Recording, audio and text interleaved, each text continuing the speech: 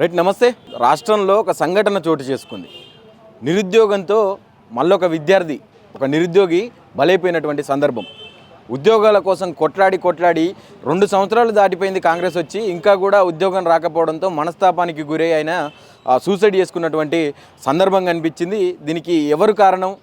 ప్రభుత్వం వస్తే, ఈ కాంగ్రెస్ గవర్నమెంట్ వస్తే ఖచ్చితంగా 2 లక్షల ఉద్యోగాలు ఇస్తానని చెప్పి హామీలు ఇచ్చినటువంటి కాంగ్రెస్ గవర్నమెంట్ ఈరోజు మళ్ళొక నిండు ప్రాణాన్ని బలికొన్నట్టుగా క్లియర్గా కనిపిస్తూ ఉన్నది.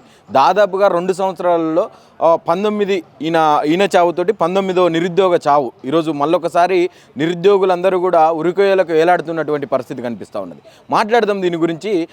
మనతో పాటు అంటే ప్రజెంట్ మనము చిక్కడపల్లి లైబ్రరీలో ఉన్నాం. ఇదే నిరుద్యోగులందరూ కూడా ఏం చెప్తా ఉన్నారు, ఈ మృతి పట్ల వాళ్ళు ఎట్లా స్పందిస్తారు కూడా తెలుసుకునే ప్రయత్నం చేద్దాం. మనతో పాటు నిరుద్యోగి అయినటువంటి జేఏసీకి సంబంధించినటువంటి నాయకుడు రవికుమార్ ఉన్నారు, మాట్లాడే ప్రయత్నం చేద్దాం. బ్రదర్ ఏం చెప్తారు? షోడష్పల్లి వరంగల్కి సంబంధించి ఒక వ్యక్తి బీటెక్ చదువుకున్నాడు, ఇక నాకు ఉద్యోగం రాదు అని చెప్పి డిసైడ్ అయిపోయి మనస్తాపానికి గురై చనిపోయినట్టుగా వస్తూ ఉన్నాయి వార్తలు. అది ఏంది అసలు దానికి పరిస్థితి? నిజంగా బాధేస్తుంది. మరొక మిత్రుని కోల్పోయినాం. ఇది ముందుగా మనం గమనించాల్సింది ఏంటంటే, ఇదే లైబ్రరీలో కూర్చొని చదువుకొని ఇంకా ఇక్కడ ఏం చేయలేము, ఖర్చులు ఎక్కువైతాయి, ఇబ్బందికరమైన పరిస్థితులు ఎదుర్కొంటామని ఇంటికి వెళ్ళి అరే నేను బీటెక్ చదివి, బీటెక్ కాకుండా ముందు ఇంటర్మీడియట్లో కానీ డిగ్రీలో కానీ 10థ్లో దాదాపు 540 మార్కులు, 966 మార్కులు ఇంటర్మీడియట్లో, ఆ తర్వాత బీటెక్లో కూడా మంచి డిస్టింక్షన్లో పాస్ అయిన వ్యక్తి. నేను ఇంత చదివి నాకు తర్వాత వచ్చి నేను పొలంలో పని చేసుకోవాల్సి వస్తుంది, నేను మళ్ళీ ఇంటికి వెళ్తుకుని ఒక మానసిక క్షోభ. ఆ మానసిక క్షోభ కారణం ఏంటంటే ప్రభుత్వం. ఇది క్లియర్గా ఆత్మహత్య కాదు, ప్రభుత్వ హత్య. ఇది ప్రభుత్వ హత్య. ఇది ఈ మంత్రులు చేసిన హత్య, వీళ్ళు ఈ ముఖ్యమంత్రి చేసిన హత్య. ఎందుకోసం ఇంత మాట అంటున్నా అంటే, అసలు ఎటువంటి ఉద్యోగాలు లేకుండా కేవలం 11,000 ఉద్యోగాలు ఇస్తూ, ఇంకా మాకు 1,88,812 ఉద్యోగాలు బాకీ ఉండి కూడా 60,000 ఇచ్చినాం, 70,000 ఇచ్చినాం, 90,000 ఇచ్చినాం అని చెప్తూ మా నిరుద్యోగుల మనసులు గాయపరుస్తూ మమ్మల్ని మానసికంగా హింసకు గురి చేస్తున్నది. ఆ హింసలో భాగంగానే ఈ ప్రభుత్వం మా నిరుద్యోగిని, మా కుమారస్వామిని హత్య చేసింది. ఇది ప్రభుత్వ హత్యనే, ఇది ముమ్మాటికి ప్రభుత్వ హత్యనే. మళ్ళీ కూడా చెప్తున్నాం, ఇది ముమ్మాటికి ప్రభుత్వ హత్యనే. దీనికి తప్పకుండా మూల్యం చెల్లించుకోవాల్సి వస్తుంది. రాబో కాలంలో మేము తీసుకునే కార్యక్రమాలకు తప్పకుండా మూల్యం చెల్లించుకోవాల్సి వస్తుంది. ఒక పక్క నిరుద్యోగులందరూ కూడా పిట్టల్లాగా రాలిపోతున్నారు. ఇంకా కూడా ప్రభుత్వం ఏదైతే మీరు లెక్కలతోటి ఆధారాలతోటి ఎంతమంది నిరుద్యోగులు బయట పెట్టినా, ఎన్ని టీవీ ఛానల్స్లో డిబేట్లలో పాల్గొని మాకు నిజంగా ఇచ్చిన ఉద్యోగాలు గిన్ని అని చెప్పి ప్రభుత్వం ముందర లెక్కలతో ఆధారాలతో సహా పెట్టినా కూడా రేవంత్ రెడ్డి నిన్న కూడా మాట్లాడుతూ ఉన్నాడు, 70,000 ఉద్యోగాలు ఇచ్చినాము, ఒక్క తలలు లెక్క పెట్టుకోండి మేము ఇచ్చిన ఉద్యోగాలు ఎన్ని ఉన్నాయో, 70,000కు ఒక్క ఉద్యోగం తక్కువ వచ్చినా నా తల తీసేసుకుంటా అని చెప్పి సవాల్ చేస్తూ ఉన్నాడు. ఏం చెప్తారు? ఆ సవాళ్ళను స్వీకరిస్తూ ఉన్నాం. నిరుద్యోగులుగా యావత్ తెలంగాణ నిరుద్యోగుల పక్షాన చెప్తా ఉన్నా, ఆ సవాళ్ళను స్వీకరిస్తున్నాం. ఒకప్పుడు మీ రాహుల్ గాంధీ చిక్కడపల్లి లైబ్రరీకి వచ్చిండు, అదే లైబ్రరీకి రా, అదే లైబ్రరీలో ఎక్కడ ఛాయ్ తాగిండు కదా మీ రాహుల్ గాంధీ, ఆ రాహుల్ గాంధీ గారు ఎక్కడ టీ తాగినరు, అదే టీ తాగిన ప్లేస్లో మనం కూకుందాము, చర్చిద్దాం. నిజంగా నీకు చిత్తశుద్ధి ఉంటే 70,000 ఉద్యోగాలు ఇచ్చుంటే చిక్కడపల్లి లైబ్రరీ ముందు ఛాయ్ తాగిన రాహుల్ గాంధీ ఛాయ్ తాగిన దగ్గరికి రా, బరాబర్ చర్చిద్దాం. ఆ సవాళ్ళను స్వీకరిస్తున్నాం. టైము డేటు శ్వేతపత్రం పట్టుకున్నా, టైం డేటు మీరే డిసైడ్ చేసుకోండి చెప్తున్నాం. ఉద్యోగాల కోసం నిరుద్యోగులందరూ రోడ్లెక్కిన క్రమంలో అనేక సందర్భాలలో వీళ్ళందరినీ కూడా ఒక పార్టీకి, మిమ్మల్ని అందరినీ ఒక పార్టీకి అంటగడుతూ ముద్రేస్తూ ఉన్నటువంటి పరిస్థితి చూసినాం. ఈ చావుని వాళ్ళు యాక్సెప్ట్ చేస్తారా? ఇది నిజంగా ప్రభుత్వ హత్య అని చెప్పి అంటున్నావు కదా, ప్రభుత్వం యాక్సెప్ట్ చేస్తుందా? ఏ ప్రభుత్వం కూడా యాక్సెప్ట్ చేయదు. కానీ ప్రభుత్వ హత్య అనేది ఎందుకనేది ఇంతకుముందు కూడా క్లియర్గా నేను ఎక్స్ప్లెయిన్ చేసిన. ఇది ప్రభుత్వ హత్యనే. ఎందుకు ప్రభుత్వ హత్య అంటే, వీళ్ళు 2 సంవత్సరాల ముందు వచ్చిన ప్రభుత్వము సంవత్సరంలో 2 లక్షల ఉద్యోగాలు వేస్తామన్నారు. 2 లక్షల ఉద్యోగాలు వేయలేదు. మాకు అడుగడుగున మోసం చేసిండ్రు. జాబ్ క్యాలెండర్ పేరు మీద మోసం చేసిండ్రు. 2 లక్షల ఉద్యోగాలు ఉన్నాయని మోసం చేసిండ్రు. ఆ తర్వాత మరొక జాబ్ క్యాలెండర్ ఇచ్చి మోసం చేసిండ్రు. ఆ తర్వాత జియో 29 తెచ్చి SC/ST బీసీలను గ్రూప్ 1 స్థాయి ఉద్యోగులకు దూరం చేసిండ్రు. అదొక రకమైన మోసము. ఆ తర్వాత జియో 46 తెచ్చి రద్దు చేయకుండా ఇప్పటివరకు పెట్టినరు.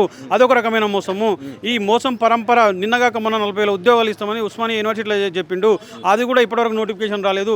ఈ మోసాలన్నిటికీ మనసులో బాధ అయ్యే ఇటువంటి ఆత్మహత్యలు జరుగుతూ ఉన్నాయి. కావున వాళ్ళు ఒప్పుకోకపోయినా ఇది ప్రభుత్వ హత్యనే. వాళ్ళు ఒప్పుకోకపోయినా ప్రభుత్వ హత్యనే. మళ్ళీ కూడా చెప్తున్నాం, ఈ ప్రభుత్వ హత్యకు తప్పకుండా కాలక్రమేణా మూల్యం చెల్లించుకోవాల్సి వస్తుంది.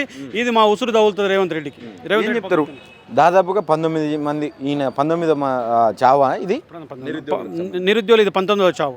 ఎట్లా అనిపిస్తుంది బ్రదర్ ఇదంతా చూస్తే? అంటే మీ దగ్గర కూర్చొని ఇక్కడ ఈ ఆవరణలో మీతో పాటు కూర్చొని చదువుకున్నటువంటి వ్యక్తులు వీళ్ళంతా కూడా, చనిపోయిన వాళ్ళందరూ కూడా ఎట్లా అనిపిస్తుంది ఈ కోల్పోయినట్టు దినదిన క్రమం జరుగుతూ ఉంటే ఇట్లా రాలిపోతూ ఉన్నారు బిడ్డలందరూ కూడా? అంటే ఈరోజు మా పక్కన కూర్చొని చదువుతారు, మా వెనకనో మా ముందర కూర్చొని చదువుతుంటారు. ఈరోజు ఇట్లా చదివిన వాళ్ళు రేపు లేరని తెలిస్తే చాలా బాధ అనిపిస్తుంది. అంటే ఈ గోస్ అనేది మాకే కాదు, వాళ్ళ తల్లిదండ్రులకు కూడా కనిపిస్తుంటుంది. అంటే దాన్ని ఎట్లా తీసుకోవాలో మాకు కూడా అర్థం కాదు, చాలా బాధ అనిపిస్తూ ఉంటుంది. కానీ ఇటువంటి ప్రభుత్వాలు, ఏ ప్రభుత్వాలు వచ్చినా ఏదైనా కూడా నిజంగా అది చేసుకోవడం అనేది, సూసైడ్ చేసుకోవడం అనేది చాలా బాధ. దయచేసి నిరుద్యోగులకు అందరూ కూడా చెప్తున్నా, ధైర్యంగా ఎదుర్కొందాం, పోరాడదాం. మీకోసం మేము జైల్లో పోవడానికి కూడా రెడీ ఉన్నాం. కానీ ఎవరు కూడా దయచేసి సూసైడ్ చేసుకోవద్దు. కొంచెం బాధ అనిపిస్తుంది, ఎందుకంటే మాకే గుండెకోత ఉంటుంది.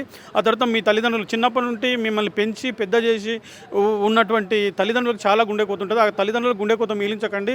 మనం ఎట్లయినా పోరాడదాం, ఈ ప్రభుత్వం పైన పోరాడదాం. అది లేకపోతే ఇంకేదన్నా చేసుకుందాం. కానీ దయచేసి ఎవరు కూడా సూసైడ్ చేసుకోవద్దని అప్పీల్ చేస్తూ ఉన్నా. రీసెంట్గా మహేష్ కుమార్ గౌడ్ మాట్లాడుతూ ఉన్నారు, అసలు మేము చెప్పలేదు, సంవత్సరంలో 2 లక్షల ఉద్యోగాలు అనే మాట మా దగ్గర నుంచి రాలేదు, మేము మా టర్మ్ అయిపోయే వరకు ఇస్తామని చెప్పిండ్రు. కనీసం మొన్న శ్రీధర్ బాబు కూడా అసెంబ్లీ వేదికగా మాట్లాడిండు, సర్కార్ కొలువులు అందరికీ రావు అని చెప్పి ఆయన తేల్చి చెప్పేసినటువంటి పరిస్థితి. మరి ఇప్పుడు ఎంప్లాయ్మెంట్ అయినా క్రియేట్ చేస్తూ ఉన్నారా, ఐటీ పరంగా కావచ్చు, ప్రైవేట్ ఎంప్లాయ్మెంట్? ముందుగా ఈ ఒక రాష్ట్ర పీసీసీ అధ్యక్షుడు ఉండి, ఆ రాష్ట్రం అధ్యక్షుడై ఉండి, పీసీసీ అధ్యక్షుడై ఉండి, కాంగ్రెస్ పార్టీ అధ్యక్షుడై ఉండి వాళ్ళ మేనిఫెస్టో అయింది, వాళ్ళ మేనిఫెస్టోలో ఉన్నటువంటి విధానం ఏందనేది అర్థం చేసుకోకపోవడం అనేది కాంగ్రెస్ పార్టీ చేసుకున్న దురదృష్టం. ఎందుకంటే ఆ మేనిఫెస్టోలో క్లియర్గా చెప్పిండ్రు, మొదటి సంవత్సరంలోనే 2 లక్షల ఉద్యోగాలని చెప్పిండు. ఆయన అర్థం చేసుకోకుండా అడపదిడపగా మాట్లాడడం. చెప్తున్నా కదా, వీళ్ళు కావాలని పని కట్టుకున్నారు, నెలకోరు మాట్లాడగా. ఇంతకు ఎగ్జాక్ట్లీ 1 మంత్ ముందు శ్రీధర్ బాబు గారు కూడా మేము అందరికీ ఉద్యోగాలు ఇవ్వమని చెప్పిండు అసెంబ్లీ సెక్షన్. మేము అందరికీ అడుగుతలేము, మీరు ఇవ్వాల్సిన 2 లక్షల ఉద్యోగుల్లో 1,88,912 ఉద్యోగులు బాకీ ఉన్నాయి, అవి మాత్రమే మాకు ఇవ్వండి, మేము అవే అడుగుతున్నాం, మేము 35 లక్షలు అడుగుతలేము. అదంటారా? తర్వాత ప్రైవేట్ సెక్టర్లో కానీ ఐటీ సెక్టర్లో కానీ మేము క్రియేట్ చేస్తున్నామని చెప్తున్నారు. అది కూడా శ్వేతపత్రం పట్టుకురండి. 2 సంవత్సరాలు అవుతుంది, 20 ఉద్యోగులు కూడా ఇచ్చలేరని నేను చెప్తున్నా. బరాబరి ప్రైవేట్ సెక్టర్లో 20 ఉద్యోగులు కూడా ఇచ్చలేరు. ఎందుకు చెప్తున్నా అంటే, కరెక్ట్ 1 ఇయర్ ముందు నేను దాదాపు 5 లక్షల ఉద్యోగులు తెచ్చినాము, మేము 5 లక్షల ఉద్యోగులకు ఇది చేస్తున్నామని.